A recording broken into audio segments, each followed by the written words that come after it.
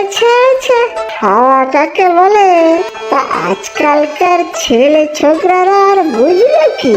হ্যাঁ, খেতাম বটে আমরা, সবজি ডুবিয়ে মাংস খেতাম। হ্যাঁ, তা মন্দ বলনি গো বাদল ভাই, তবে পেট রোগা মানুষ কোনোদিনও সেইভাবে আর খেতে পারলুম কোথা। কিন্তু তুমি যা বললে তার নেহাত মিছে কথা নয়, তা খেতে পারতো অনেক। এই তোমার এক দোষ রঘুদা, নিজের ক্ষমতা খালি ছোট করে দেখো। ভোজন রসিক বলে তোমার কত নাম ছিল, আগে দেখেছি তো তোমার খাওয়ার বহর, লোকে টিকিট কেটে দেখতে আসো।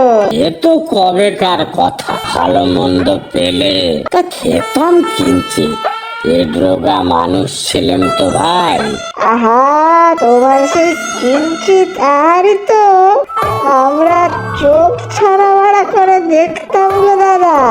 আহার কি ছন্দ, যেন মনে হতো তবলার বলে মুখ নড়ছে। ভোজন তো নয়, এক শিল্প। এবারে মনে আছে? সেবারে মানে কোন বারে? আমার তো আবার কিছুই মনে থাকে না। বসন্তকালের শেষ, সবে গরম পড়া শুরু হয়েছে, জমিদার প্রথা তখনও বিলুপ্ত হয়নি। ও বুঝেছি বুঝেছি, জমিদার মহিম চৌধুরীর বাড়ির কথা বলছো? হ্যাঁ, ঠিক ধরেছে গো দাদা।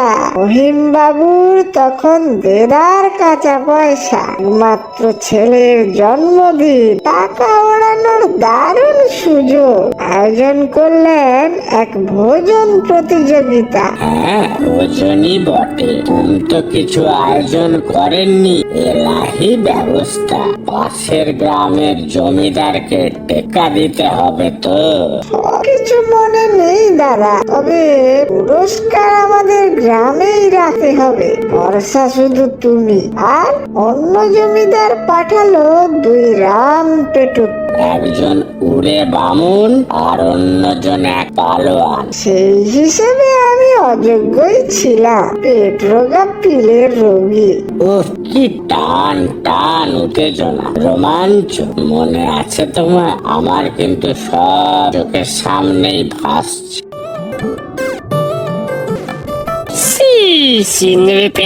তোমাদের এই আক্কেল কেন হুজুর, কোনো ত্রুটি হয়েছে?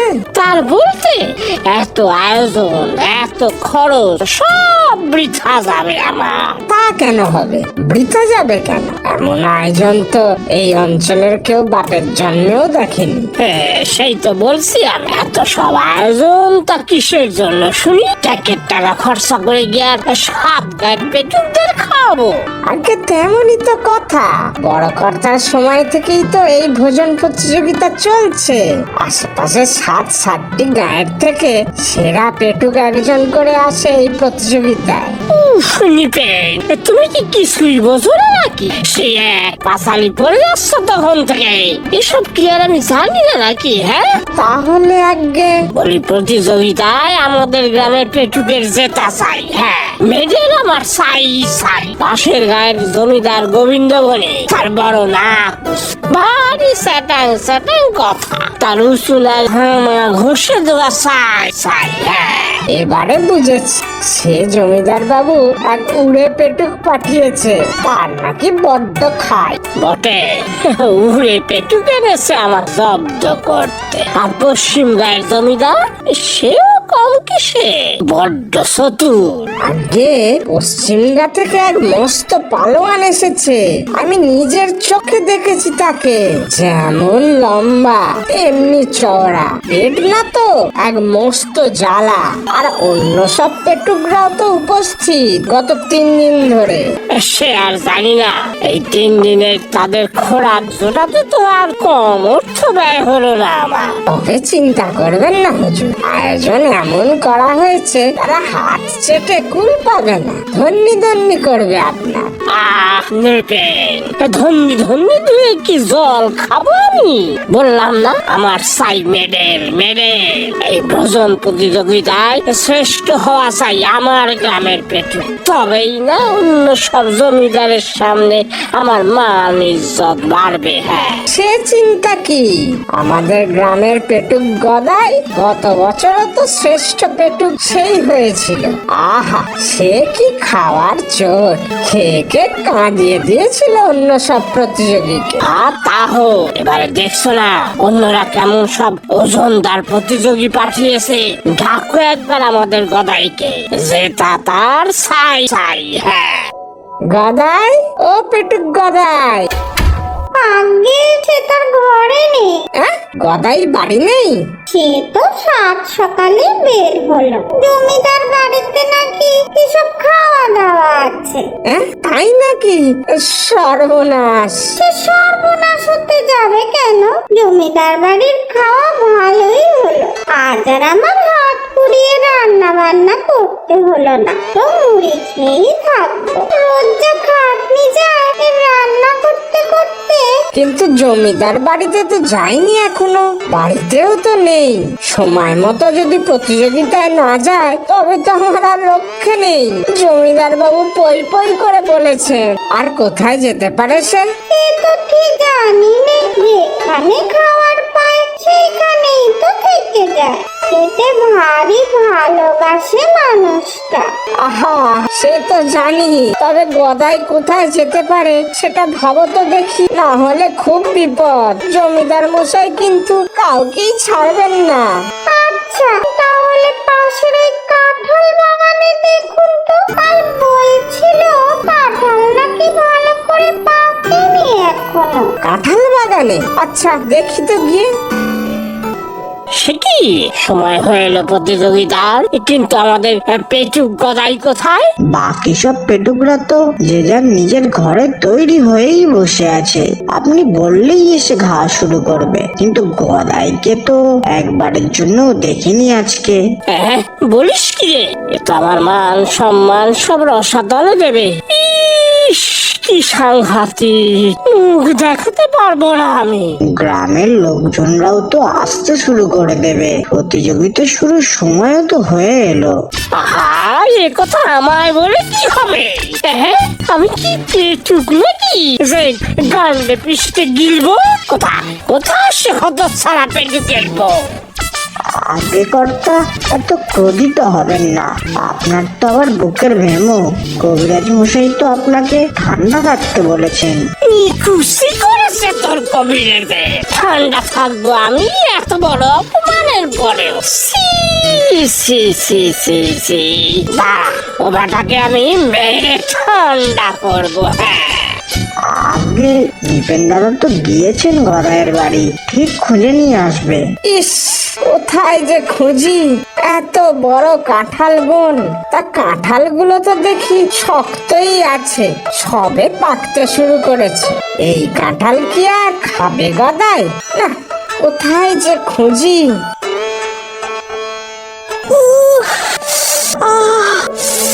ওরে বাবা রে বাবা, আরে কেউ আছে মনে হচ্ছে, আওয়াজ পাচ্ছি। কে কে ওখানে? গদাই নাকি? ওরে মারি, ওরে বাবা রে। আরে এই তো গদাই, চলো চলো তাড়াতাড়ি। ওরে দাদা, বাচ্চা আমাকে, পেটে ভারী ব্যথা। ওরে বাবা রে, ওরে মারি। সর্বনাশ, এত বড় কাঁঠাল খেয়ে ফেলেছো বুঝি? দাদা রে দাদা, দুটো। হায় হায়, বলো কি? এত বড় বড় কাঁঠাল দুটো খেয়ে নিয়েছো, তাও আবার হাত কাঁচা। পেটে ব্যথা খুব, বাঁচা আমাকে দাদা। আর জীবনে এমন কাঁচা কাঁঠাল খাবো না। জীবনটা থাকলে তো তখন ঠিক করবে খাবে কি খাবে না। প্রতিযোগিতায় না দেয় জমিদার মশাই তোমাকে ছেড়ে দেবে ভেবেছো? চলো চলো। আমি এখন যাব মহাভোজের জন্য? না না, আমি মরে গেলেও কিচ্ছু খেতে পারবো না, পেটের ব্যথা। ওরে বাবা গো, ওরে মা গো, এ তো ভারী বিপদ হলো। যে করি আমি, একে কবিরাজের কাছে না নিয়ে গেলে এখানেই মরবে, আর প্রতিযোগিতায় না গেলে জমিদার বাবু মারবে। চল ভাই গদাই, এতে এত ভালোবাসিস, যাবি আর খাবি, খাবি আর খাবি, ব্যাস। আমার খাবার। মা, না, আর তো অপেক্ষা করা যায় না। এই অতিথি পেটুকরা আর কতক্ষণ খাওয়ার সামনে নিয়ে বসে থাকবে? মান সম্মান তো এমনি গেল, এখন যেটুকু অবশিষ্ট আছে সেটাও যাবে যদি প্রতিযোগিতা সময় মতো না হয়। আগে বলুন কর্তা, যা খবর পেলুম আমাদের গদাই পেটুকের পেটের যা অবস্থা, তাতে এখানে আসতে পারবে বলে তো মনে হয় না। কি নির্বোধ লোভী ওই গদাইটা! দুপুরে এত আয়োজন, তা সকালে খিদেটা একটু সহ্য করতে পারলো না। কাঁচা কাঁঠাল খেতে হলো শত সারা। হ্যাঁ, নৃপেন দাদা তো সেই কথাই বলে গেল। তা কোথায় কোথায় নিবে? ডাক, এবার প্রতিযোগিতা শুরু করা যাক। আমি একটা কথা বলি কর্তা, যদি অভয় দেন। হ্যাঁ, বলেই ফেলো, সর্বনাশের আর বাকি আছে কি? এখানে ওই যে দুটো ছেলে দাঁড়ানো, একজনকে আমি জানি, রঘু, ও কিন্তু বেশ খায়। খায় মানে পেটু? হ্যাঁ, মানে মন্দ খায় না। কিন্তু শুধু খাওয়ার এই পেটুক গুলোর সাথে প্রতিযোগিতায় জেতা, সে তো এক নয়।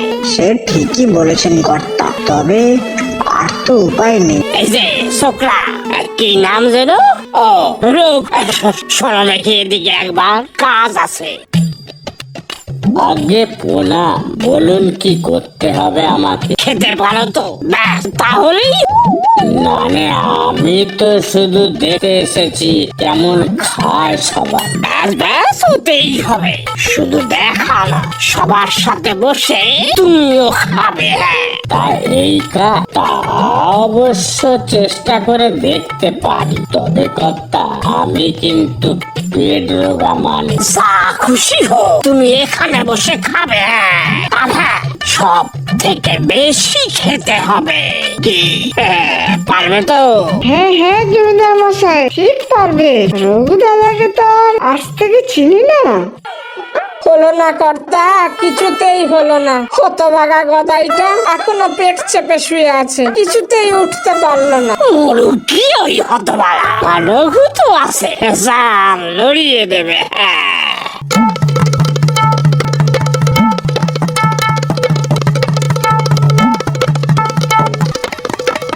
ওই দেখুন কর্তা, আরেক পেটুক পড়লো। ব্যাস, এবার মাত্র দুজন, আমাদের রঘু আর ওই উড়ে বামুন। সাবাস সাবাস রঘু, সাবাস। খেয়ে যাও, খেয়ে যাও, মেডেল তো আমার চাই চাই। হ্যাঁ, দেখো দেখো নিপেন, দেখো, এ তো দেখছি ওস্তাদ খাইয়ে। চালিয়ে যাও রঘুদা, চালিয়ে যাও।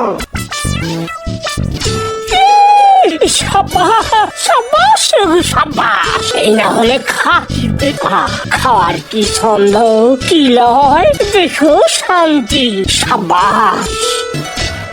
আরে এ উড়ে তো কিছুই খাচ্ছে না, এ তো ঠকাচ্ছে আমাদের। হ্যাঁ, তাই তো। দে দে দে, ওই পেটুকটাকে খাওয়ার দে। রামু, দে তো বেটাকে এখন রসগোল্লা। এই দিচ্ছি কর্তা।